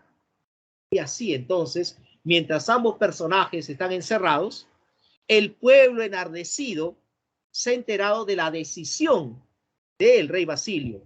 Y el pueblo no acepta que un extranjero esté en el poder. Entonces, el pueblo se rebela, algo muy parecido, no sé, me trae recuerdos de las noticias, pero el pueblo se rebela entonces ante esa decisión. El pueblo sabe de la existencia de un príncipe y el pueblo sabe que el príncipe se llama Segismundo, pero no lo conocen en realidad. Y acuden a esa torre y los rebeldes vencen a los pocos guardias que habían allí y buscan en su interior a Segismundo. Príncipe Segismundo, ¿dónde estás? Príncipe, hemos venido a liberarte. Y entonces, vamos a ver cómo Clarín en su celda escucha pues, esos vozarrones, esos griteríos, y dice, vienen a liberar a Segismundo, entonces voy a aprovechar. Y desde el interior de su celda, Clarín dice, libérenme, libérenme. Y lo liberan. Pero los rebeldes creen que Clarín es Segismundo. Vamos, príncipe, vamos en contra del rey. Y Clarín se queda callado, dice, sí, sí, vamos, vamos. Pero no decía nada de que él no era Segismundo. Y lo llevan como su líder. Entonces, hay palabras de aliento. Vamos, príncipe Segismundo, viva el príncipe, etc. En su celda, el verdadero Segismundo escucha que lo están nombrando. Y entonces él dice, ¿quién me está llamando? Entonces todos los rebeldes se detienen y rodean a Clarín y le miran con cólera. Y le dicen, oye, ¿tú no dijiste que eras el príncipe? No, no, no, yo dije, libérenme. Y bueno, entonces los rebeldes comprenden el error y van en búsqueda de Segismundo y lo liberan. Es Segismundo entonces quien liderará a esos rebeldes, quienes lucharán contra las tropas del rey Basilio. Y entonces en medio de esa lucha, que no solamente es en base a espadas, sino también hay balazos, bala por aquí, bala por allá, y eso que es el año 1600. Entonces, justamente cuando se había producido el reencuentro entre Rosaura y Clarín, una bala perdida impacta en este último y lamentablemente Clarín, el personaje gracioso, muere. Entonces, al final del enfrentamiento, los vencedores serán los rebeldes. Segismundo otra vez está en el poder. Su padre está frente a él. Y su padre entonces dice, bueno, el destino ha querido esto, haz conmigo lo que quieras. Pero Segismundo ya no actuará como la vez anterior, impulsado por la ira, y de pronto él ya no manifiesta ese comportamiento. Ahora Segismundo es un líder, pero un líder que aplicará su criterio adecuadamente. Un líder mesurado y prudente. Comprende las situaciones que obligaron a su padre a proceder de esa manera y en vez de castigarlo o en vez de ordenar su muerte, le otorga el perdón. Pero además, Segismundo determina otras acciones. Primo Astolfo, acércate. Mira, tú le prometiste matrimonio a Rosaura. Bueno, cumple tu palabra. Astolfo dice, no, pero esa mujer no pertenece a nuestra clase social. Clotaldo dice, te equivocas, ella es mi hija. ¿Es tu hija? Entonces sí me caso. Muy bien. Entonces se van a casar ellos. Querida prima Estrella, yo sé que tú tenías deseos de casarte. No estés triste. Mira, te vas a casar. ¿Pero con quién? Conmigo. Conmigo te casarán. Entonces vamos a ver cómo se están formando las parejas, y no para bailar, ¿no? Y entonces vamos a apreciar cómo hay felicidad allí. Entonces, como hay un final feliz para todos, aparece el soldado que liberó a Segismundo, y este dice: príncipe, ¿y a mí qué me vas a dar? ¿Quién eres tú, Liz? Y yo soy el que te liberó. Ah, espera. O sea, tú me liberaste y tú propiciaste toda esta rebelión. Sí, príncipe, yo fui. ¿Qué me vas a dar? Pero considerando tus acciones, creo que tú mereces la torre donde yo crecí encerrado. ¿Torre? ¿Y para qué? Para que vivas encerrado el resto de tu vida. ¿Pero por qué? Porque tú te has rebelado contra tu rey y tú jamás debes cometer un acto como este. Y así es como termina La vida es sueño. Todos felices menos ese soldado. Entonces, esa es la obra que nos ha otorgado pues Pedro Calderón de la Barca. ¿Cuáles son los temas principales de esta obra? Bueno, uno de esos temas principales es la existencia humana entre la vida y la ficción o el sueño. Y aparece también otro importante tema, el libre albedrío, o sea, la libertad de elegir. Y se puede elegir entre el bien y el mal, por ejemplo.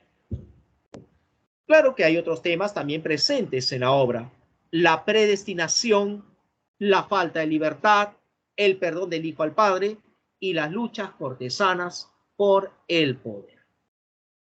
Ya para culminar, jóvenes, ya que estamos a minutos de terminar nuestra obra, hay que mencionar que La vida es sueño propone una serie de reflexiones. Es una obra que reflexiona fundamentalmente sobre dos aspectos.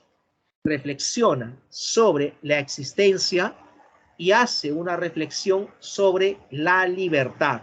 Y tengamos en cuenta la importancia de la libertad. La libertad es el bien más preciado del hombre. Ojo, no se olviden. La libertad es el bien más preciado del hombre, ¿no? Piensen ustedes en ello, ¿sí? Cuando se casen, por ejemplo, y quieran ir a la pichanga y no les dejen, la libertad es el bien más preciado del hombre, no lo olviden. Hay muchas preguntas en torno a ello, ¿sí? Tiene toda la razón, profesor. Efectivamente, muchachos, ¿no? Entonces, pero yo no la tengo, la tuvo Calderón, así que tengamos en cuenta ello. Pero sigamos con otras reflexiones. Se reflexiona sobre los imprecisos límites entre la realidad vivida y el sueño. Se reflexiona sobre el delito que es considerado el mayor de todos. ¿Cuál es el mayor delito del hombre? El nacer, porque al nacer uno lleva consigo la fatalidad del pecado original. Se reflexiona sobre el dolor. El dolor no puede centrarse en uno mismo, sino que uno debe ser solidario con el dolor de los demás. Ojo, atento a ello. Y claro, hay conceptos que se plasman, entre ellos, por ejemplo, de que la vida es una ficción, de que los astrólogos se equivocan en su vaticinio porque no pueden conocer con antelación la voluntad de Dios. Y sobre todo, de que la relación entre padre e hijo puede ser conflictiva, pero el hijo es quien debe perdonar al padre. Detalles que vamos a tener en consideración en La vida es sueño. Bien, antes de brindarle las claves de las preguntas propuestas para esta presente semana, quisiera, con las disculpas del caso, expresar una fe de erratas, o sea, hay que realizar una corrección. Ubiquen la pregunta número 7, por favor. La pregunta número 7, en el material que ustedes disponen, tiene la siguiente clave B. Dice así, ¿no? Verdadero, verdadero, falso, verdadero. En la clave B que ustedes poseen. Así que corríjanlo y pongan lo que están visualizando. Clave B, verdadero, falso, falso, verdadero. Por favor, para que no haya una doble clave. ¿Sí? Esa es la corrección que les pido realicen, por favor. Y bueno, ya que estamos a segundos de culminar la clase el día de hoy, entonces comparto con ustedes las claves respectivas de las preguntas propuestas para esta presente semana. Bien, eso sería todo por el día de hoy, jóvenes. Gracias por de pronto las intervenciones, los comentarios, las preguntas que no están de más. porque así nosotros de alguna manera construimos el conocimiento. Bien, muchísimas gracias, jóvenes. Conmigo será hasta la siguiente semana. Buen provecho para quienes ya almorzaron mientras dictaba. Bueno, cosas que suceden. Yo recién voy a almorzar, así que listo. Nos vemos. Chao, cuídense. Hasta luego, profesor. Buen provecho.